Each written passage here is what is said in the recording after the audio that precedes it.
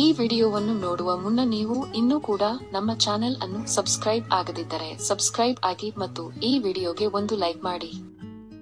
Hi friends, life line Kannada GK ಅಡ್ಡಾದ ಮತ್ತೊಂದು ವಿಡಿಯೋಗೆ ಸ್ವಾಗತ.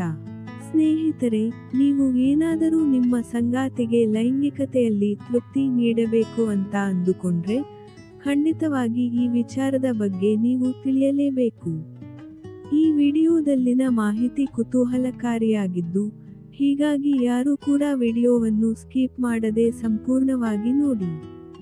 ಸ್ನೇಹಿತರೆ, ಲೈಂಗಿಕ ಕ್ರಿಯೆಯು ರಕ್ತದೊತ್ತಡವನ್ನು ಕಡಿಮೆ ಮಾಡುತ್ತದೆ, ರೋಗ ನಿರೋಧಕ ಶಕ್ತಿಯನ್ನು ಹೆಚ್ಚಿಸುತ್ತದೆ ಮತ್ತು ಮಾನಸಿಕ ಆರೋಗ್ಯವನ್ನು ಸುಧಾರಿಸುತ್ತದೆ ಎಂಬುದು ಸಾಬೀತಾಗಿದೆ. ಆಕ್ಸಿಟೋಸಿನ್ನಂತಹ ಹಾರ್ಮೋನ್ಗಳ ಬಿಡುಗಡೆಯಿಂದಾಗಿ ಇದು ಒಳ್ಳೆಯ ಮನಸ್ಥಿತಿಯನ್ನು ತರುತ್ತದೆ ಮತ್ತು ಸಂತೋಷವನ್ನು ನೀಡುತ್ತದೆ. ಇದಲ್ಲದೆ ಪ್ರಾಸ್ಟೇಟ್ ಕ್ಯಾನ್ಸರ್ನ ಅಪಾಯವನ್ನು ಕಡಿಮೆ ಮಾಡುತ್ತದೆ ಎಂಬುದಕ್ಕೆ ಸಾಕಷ್ಟು ಪುರಾವೆಗಳಿವೆ. ಆದರೆ ಲೈಂಗಿಕ ಕ್ರಿಯೆಯು ಒಮ್ಮೊಮ್ಮೆ ಅಪಾಯಕಾರಿಯಾಗಬಹುದು ಎಂಬುದು ಕೂಡ ಸತ್ಯ. ಹಾಗಿದ್ರೆ ಲೈಂಗಿಕ ಕ್ರಿಯೆಯಿಂದ ಸಾವು ಸಂಭವಿಸಬಹುದೇ? ಇದು ಬಹಳ ಅಪರೂಪದ ಘಟನೆಯಾಗಿದ್ದರೂ ಲೈಂಗಿಕ ಕ್ರಿಯೆಯ ಸಮಯದಲ್ಲಿ ಅಥವಾ ಅದರ ತಕ್ಷಣದ ನಂತರ ಸಾವು ಸಂಭವಿಸುವ ಪ್ರಕರಣಗಳು ಸುಮಾರು 0.6% ಇವೆ. ಇದರಲ್ಲಿ ಹೆಚ್ಚಾಗಿ 59 ವರ್ಷಕ್ಕಿಂತ ಮೇಲ್ಪಟ್ಟ ವಯಸ್ಸಿನವರು ಇರುತ್ತಾರೆ ಮತ್ತು ಹೃದಯಾಘಾತವು ಇದಕ್ಕೆ ಮುಖ್ಯ ಕಾರಣವಾಗಿದೆ. ಆದರೆ 30ರ ದಶಕದಲ್ಲಿರುವ ಯುವಕರಲ್ಲಿ ಕೂಡ ಇಂತಹ ಘಟನೆಗಳು ಸಂಭವಿಸುತ್ತವೆ ಎಂಬುದು ಅಧ್ಯಯನಗಳು ತೋರಿಸುತ್ತಿವೆ. ಇಂತಹ ದುರಂತ ಘಟನೆಗಳಿಗೆ ಹಲವಾರು ಕಾರಣಗಳಿವೆ ಮತ್ತು ಕೇವಲ ವಯಸ್ಸು ಮಾತ್ರ ಇದಕ್ಕೆ ಕಾರಣವಲ್ಲ. ಹಾಗಿದ್ರೆ ಸಾವು ಸಂಭವಕ್ಕೆ ಯಾವುವು ಕಾರಣ ಅಂತ ನೋಡೋದಾದ್ರೆ, ಮದ್ಯ ಮತ್ತು ಮಾದಕ ವಸ್ತುಗಳ ಸೇವನೆ.